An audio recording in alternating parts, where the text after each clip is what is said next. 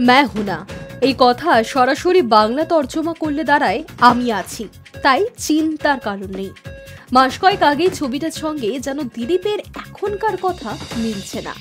যখন শ্রমিক ভট্টাচার্য বসেছেন শীর্ষ পদে, তিনি বাজিয়েছেন ডুগডুগি। অবশ্য একাংশের মতে সেই ডুগডুগি আসলে তিনি নিজের জন্য নয়, বাজিয়েছেন দলের অন্য নেতাদের জন্য।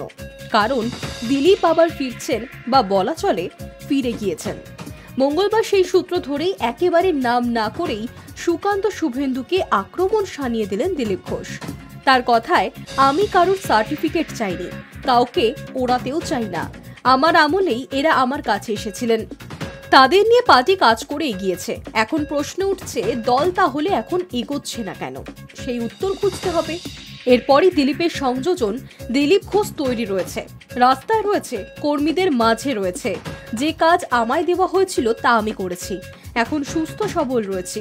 দল যেভাবে ব্যবহার করবে সেরকম ভাবেই কাজ করব। তারপরেই সেই বিখ্যাত ডায়লগ मैं हूं ना। উল্লেখ্য, দিলীপ কিন্তু একেবারেই পুরনো দিলীপ, যার ধ্যান জ্ঞান দল। কিন্তু মাঝের পর্বটা একটু অন্যরকম ছিল। একাংশ মনে করছে দূরত্ব বেড়েছিল দলের সঙ্গে, যা শ্রমিক ভট্টাচার্য মিটিয়েছেন নতুন পদে আসার পর।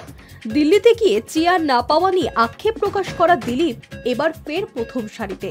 আর পুরনোদের সামনে বসানোর বার্তা তো খোদ বিজেপির নবনির্বাচিত রাজ্য সভাপতি শ্রমিক ভট্টাচার্যও দিয়েছেন। Hi news network.